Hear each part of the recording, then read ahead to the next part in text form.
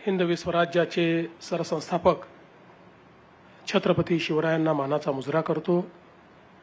भारतीय राज्यघटनेचे शिल्पकार भारतरत्न डॉक्टर बाबासाहेब आंबेडकर यांना मानवंदना अर्पित करतो। टॉरल इंडियाच्या सुपा येथील अतिशय आधुनिक आणि अद्ययावत अशा प्लॅन्टच्या उद्घाटन प्रसंगी मंचावर उपस्थित असलेले जिल्ह्याचे पालकमंत्री राधाकृष्ण विखे पाटीलजी, राज्याचे उद्योग मंत्री आमचे मित्र उदय सामंतजी, महाराष्ट्र विधान परिषदेचे सभापती प्राध्यापक राम शिंदेजी, या ठिकाणी उपस्थित आमदार काशीनाथ दातेजी, त्याचप्रमाणे विशेष रूपाने महाराष्ट्रातले 2 शक्तिपीठ आज या ठिकाणी मंचावर उपस्थित आहेत। भगवानगडाचे हबप नामदेव शास्त्री आणि नारायणगडाचे हबप शिवाजी महाराज यांच्या उपस्थितीमुळे एक अतिशय आध्यात्मिक आणि नैतिक अशा प्रकारची बैठक या कार्यक्रमाला प्राप्त झाली आहे। त्या दोघांचेही या ठिकाणी मी त्यांना नमन करतो। आज मंचावर उपस्थित असलेले ज्यांनी आपल्या कार्यातनं, कर्तृत्वातनं, आपल्या ज्ञानातून, आपल्या प्रयत्नातून एक अतिशय उत्तम अशा प्रकारचा उद्योग स्थापित केला आणि ज्यांना आज एक उदाहरण म्हणून परदेशातली प्रथितयश युनिव्हर्सिटी विद्यापीठ ज्यांच्यावर एक स्टडी प्रकाशित करते असे आमचे मित्र टॉरल इंडियाचे फाउंडर आणि सीईओ भरत गीतेजी आणि त्याचसोबत त्यांना अतिशय चांगल्या पद्धतीने मदत करणारे श्री लोथार थोनी जे जर्मनीवरनं या ठिकाणी आले आहेत आणि ज्यांनी जर्मन इंजिनिअरिंग प्रॉव्हेस जो आहे तो भरत गीतेंच्या माध्यमातून भारतामध्ये आणलेला आहे। त्यासोबत या ठिकाणी त्यांचे सहकारी पियोटर स्कोवॉन, श्रीमती प्राची गीते, सन्माननीय खासदार डॉक्टर भागवत कराड, आमदार सुरेशजी धस, आमदार विक्रमजी पाचपुते, जगदीशजी कदम, जिल्हाधिकारी पंकज आशिया, झडपीचे सीईओ आनंद भंडारी, मंचावरील सर्व मान्यवर, मंचासमोर बसलेले अनेक प्रथितयश उद्योजक आणि उपस्थित सर्व भगिनी आणि बंधूंनो, मला आज या प्रकल्पाचं उद्घाटन करताना अतिशय आनंद होतोय, कारण हा प्रकल्प म्हणजे महाराष्ट्राच्या औद्योगिक आत्मविश्वासाचा उत्सव आहे असं या ठिकाणी मला वाटतं। आणि विशेषतः आमच्या भरत गीतेंसारखा एक उद्योजक की ज्यांनी स्वतःच्या भरोशावर हे उभं केलेलं आहे, त्यांनी ज्या रेकॉर्ड वेळेत हे काम करून दाखवलं आहे त्याबद्दल त्यांचं मी अतिशय मनापासनं या ठिकाणी अभिनंदन करतो। खरं म्हणजे सुप्याच्या या MIDC मध्ये हा प्रोजेक्ट आला ही देखील अतिशय आनंदाची गोष्ट आहे। आपल्याला माहिती आहे की छत्रपती शिवरायांचे अतिशय विश्वासू आणि झुंजार सरदार कृष्णाजी पवार यांच्या पराक्रमातनं पावन झालेला अशा प्रकारचा हा सुप्याचा परिसर आहे आणि एक विलक्षण असा योगायोग आहे की महाराजांनी आजच्याच दिवशी खऱ्या अर्थानं एक अतिशय मोठी अशा प्रकारची लष्करी मोहीम केली होती, ज्याच्यामध्ये पहिल्यांदाच महाराजांच्या आरमाराने 3 युद्धनौका, 85 लहान मोठी गलबतं आणि 4,000 आमचे मावळे यांच्या माध्यमातनं पोर्चुगीजांना पराजित करून भारताच्या समुद्रावर आणि पश्चिमी तटावर आजच्याच दिवशी विजय मिळवला होता. आणि त्यानंतर कधीही महाराजांच्या हयातीत आपल्या संपूर्ण कोस्टलाईनवर कोणी आपल्यावर आक्रमण करू शकलं नव्हतं. आणि म्हणून मला असं वाटतं की हा एक अत्यंत महत्त्वाचा अशा प्रकारचा दिवस आहे.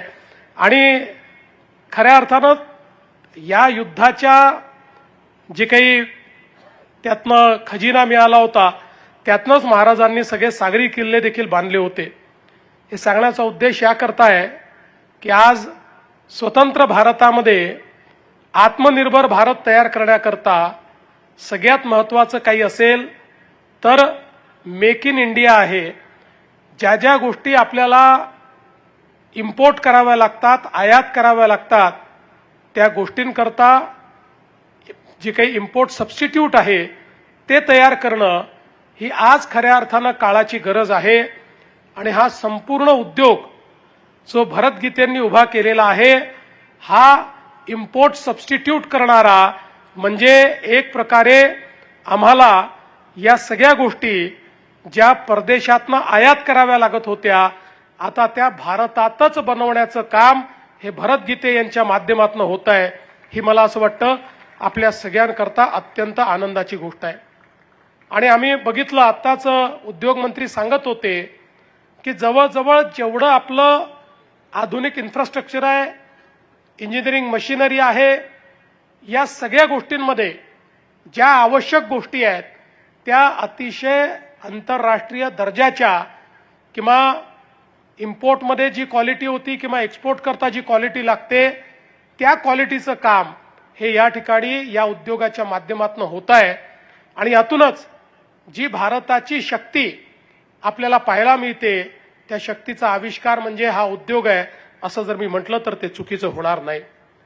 आज खरं तर आपण पाहतो की आपल्या देशामध्ये माननीय प्रधानमंत्री नरेंद्र मोदीजींच्या माध्यमातून गेल्या 10-11 वर्षामध्ये ज्या वेगानं भारतीय अर्थव्यवस्थेने प्रगती केली, आम्ही 11व्या क्रमांकावरनं 4थ्या क्रमांकावर आलो, लवकरच आम्ही 3ऱ्या क्रमांकावर जाऊ.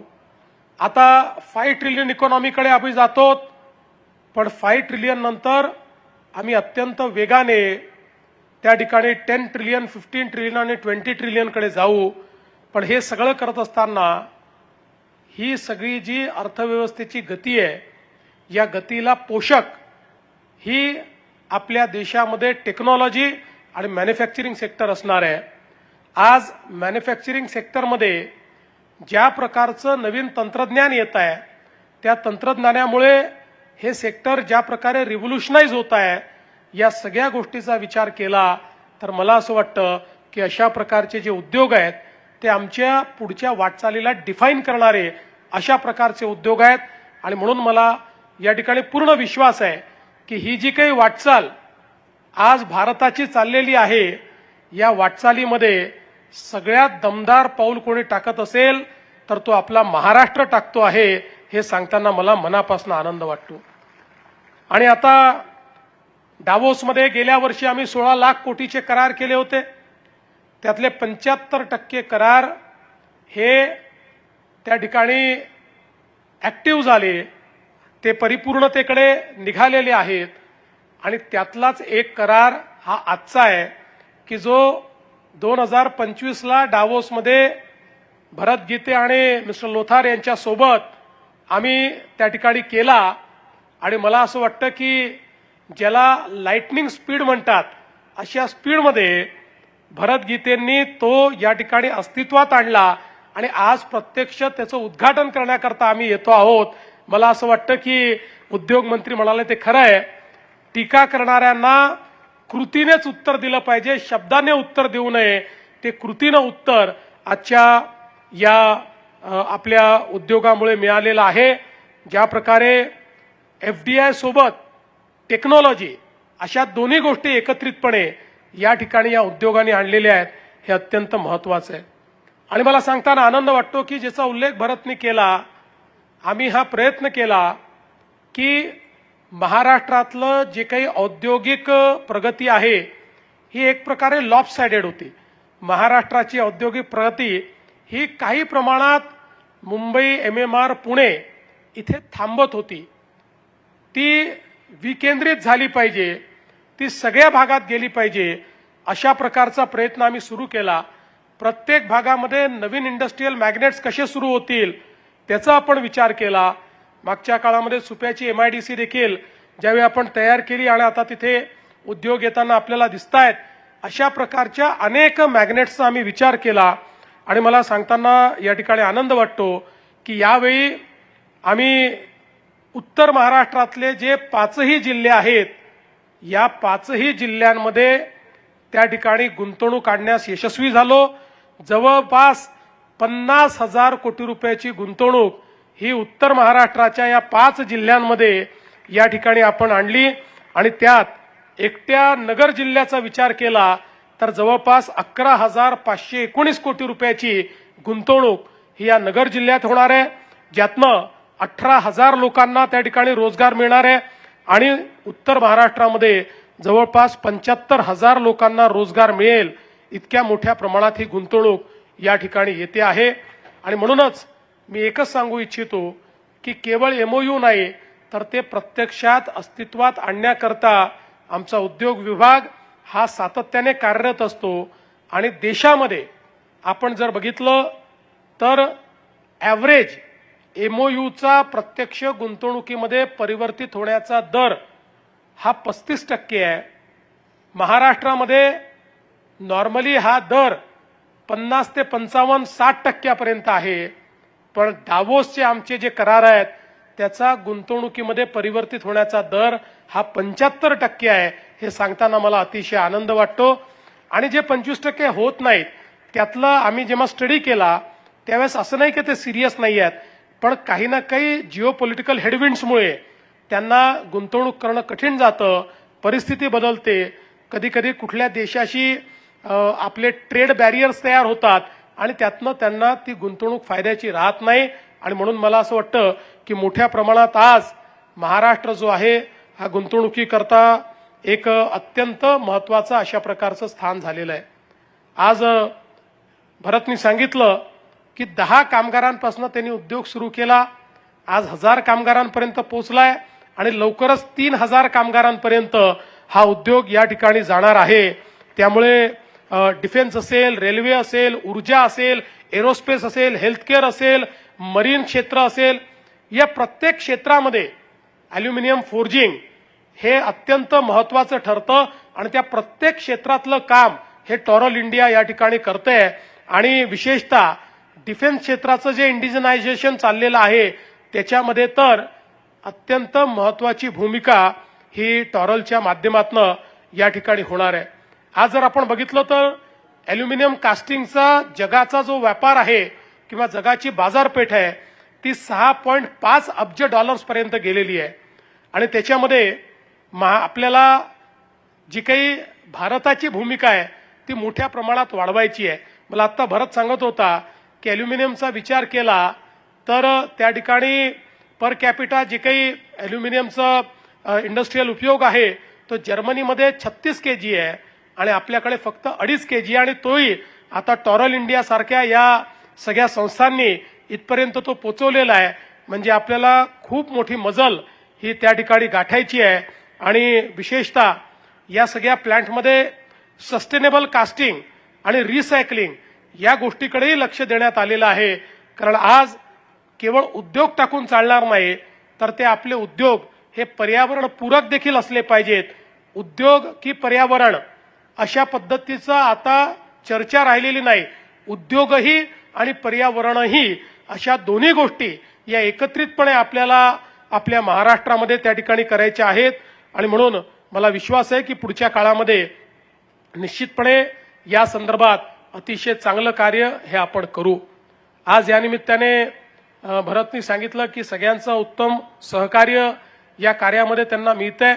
पण याचे कारण आहे, मी बघितलं की भरत गीते हा केवळ एक उद्योजक म्हणून काम करत नाही तर स्वतःच्या उद्योगासोबत आपल्या महाराष्ट्रामध्ये इतरही उद्योजक आले पाहिजे याकरता महाराष्ट्राचा अँबॅसेडर म्हणून, महाराष्ट्राचा राजदूत म्हणून तो काम करतो. आम्ही डावोसमध्ये देखील मी बघितलं, विविध लोकांशी भेटायचं, त्यांना आमच्याशी भेटवायचं, त्यांना कन्व्हिन्स करायचं, त्यांची गुंतवणूक आणायची, हे काम सातत्याने तो करत असतो. आणि विशेषतः सगळ्यात महत्त्वाची गोष्ट अशी आहे की त्याचं जे काही डोमेन नॉलेज आहे हे इतकं चांगलं आहे, त्यामुळे टेक्निकली जो व्यक्ती साऊंड असतो तो व्यक्ती दुसऱ्याला चांगल्या पद्धतीनं कन्व्हिन्स करू शकतो. त्यामुळे त्याला इंजिनिअरिंगही समजतं, फायनान्सही समजतो आणि महाराष्ट्र काय देऊ शकतो हे देखील त्या ठिकाणी समजतं. अशा सगळ्या गोष्टी तो समोर सांगत असल्यामुळे मला असं वाटतं की एक चांगला राजदूत हा त्याच्या रूपानं आम्हाला भेटलेला आहे. आणि दोन माझे अनुभव आहेत. पहिल्यांदा आम्ही 15ला हॅनोव्हर मेसेमध्ये तर भेटलोच, पण त्यानंतर 16ला पहिल्यांदा आम्ही करार केला. 16चा करार केला, त्यांनी 18मध्ये तो प्रोडक्शनमध्ये आणला. 25मध्ये आम्ही करार केला, 26मध्ये त्यांनी तो प्रोडक्शनमध्ये आणला. मला असं वाटतं की इतकं सिन्सिअर आणि सिरियस एफर्ट हे जर करणारे उद्योजक असले तर निश्चितपणे आपल्याला कुठेही मागे पाहण्याची आवश्यकता पडणार नाही. मी आज त्यांना आश्वासन देतो की निश्चितपणे महाराष्ट्राचं सरकार हे पूर्ण शक्तीनिशी आपल्यासारख्या उद्योजकांच्या पाठीशी उभं आहे. मध्यंतरी मला असं काही ऐकायला मिळालं होतं की सुप्यामध्ये काही जेव्हा नवीन औद्योगिक इकोसिस्टीम तयार होते तर जसे चांगले लोक तयार होतात तसे काही वाईट लोकही तयार होतात. काही लोक जरा आमच्या उद्योगांना त्रास देण्याचाही प्रयत्न करतात. त्यामुळे मला असं समजलं होतं की काही तयार झालेले आहेत, पण त्यानंतर त्यांचा बंदोबस्त आपण लावला आहे. आणि आजही मी एसपींना सांगतो, आता ही जी सुप्याची MIDC आहे ही अत्यंत वेगाने वाढणारी अशा प्रकारची MIDC आहे. आणि उद्योग हा जर आपल्याला यशस्वी करायचा असेल, ease of doing business, cost of doing business आणि त्या ठिकाणची कायदा आणि सुव्यवस्था, या तीनच गोष्टी असतात की ज्यामुळे उद्योग चांगला होऊ शकतो. ईज ऑफ डुईंग बिझनेसमध्ये आपण काम करतो, कॉस्ट कशी कमी आणायची असा आपण प्रयत्न करतो, लॉजिस्टिक्स कॉस्ट कशा कमी करायच्या याचा प्रयत्न आपण करतो. पुढच्या 5 वर्षाकरता कुठल्याही परिस्थितीमध्ये औद्योगिक विजेचे दर वाढणार नाही याची देखील आपण काळजी घेतली आहे. किंबहुना ते कमी कसे होतील हा प्रयत्न आपण करणार आहोत, ज्यातनं कॉस्ट ऑफ डुईंग बिझनेस याच्यावर देखील एक महत्त्वाचा परिणाम होणार आहे. पण लॉ अँड ऑर्डरच्या संदर्भात माझे स्पष्ट निर्देश आहेत की कोणीही उद्योजकांना जर त्रास दिला तर त्याला स्पेअर करायचं नाही, त्याला ठोकून बंद करायचं, पुन्हा कोणाची हिंमत होणार नाही अशा पद्धतीनं कायद्याने ठोकायचं. ठोकायचा अर्थ लोक वेगळा लावतात, कायद्याने त्याला ठोकून अत्यंत ताकदीनं या ठिकाणी छोट्यातल्या छोटी घटनाही सिरियसली घेऊन उद्योजकांना योग्य प्रकारे काम करता आलं पाहिजे. समजा एखाद्या उद्योगात काही अनएथिकल प्रॅक्टिस असतील तर लोकांनी रेग्युलेटरकडे गेलं पाहिजे, रेग्युलेटर त्याच्यावर कारवाई करेल. पण झुंडशाही, गुंडशाही ही कुठल्याही उद्योगात, महाराष्ट्राच्या कुठल्याही MIDC मध्ये मी खपवून घेणार नाही हा संदेश मात्र या निमित्ताने निश्चितपणे मी देऊ इच्छितो. आणि मला विश्वास आहे की जोपर्यंत भरत सारखे उद्योजक आमच्या सोबत आहेत तोपर्यंत निश्चितपणे आपल्या प्रगतीला कोणीही थांबवू शकणार नाही. मी पुन्हा एकदा भरतचं अतिशय मनापासून अभिनंदन करतो, त्यांच्या कुटुंबाचं या ठिकाणी अभिनंदन करतो. संपूर्ण कुटुंब हे त्यांच्या पाठीशी अत्यंत ताकदीने उभं आहे. त्यांच्या कन्येनी मला आज खूप सुंदर ग्रीटिंग या ठिकाणी दिलेलं आहे, त्याबद्दल मी तिचे देखील आभार मानतो की तिने खूप मेहनत करून एक स्वतःच्या हाताने एक सुंदर अशा प्रकारचं ग्रीटिंग तयार केलेलं आहे. तिचंही मनापासून कौतुक करतो आणि या चांगल्या कार्यक्रमाला मला या ठिकाणी बोलवलं त्याबद्दल आभार मानतो. पुढचे अनेक कार्यक्रम असल्यामुळे खरं म्हणजे पालकमंत्र्यांचं, सभापतींचं, सगळ्यांचं भाषण होणं गरजेचं होतं, पण मी म्हटलं ते शेवटी भूमिपुत्रच आहेत, त्यामुळे ते नंतर या ठिकाणी भाषण करतील, मी आपलं भाषण पहिले करून घेतो. आणि म्हणून मी पुन्हा एकदा आपले आभार मानतो आणि माझं बोलणं संपवतो. धन्यवाद. जय हिंद, जय महाराष्ट्र.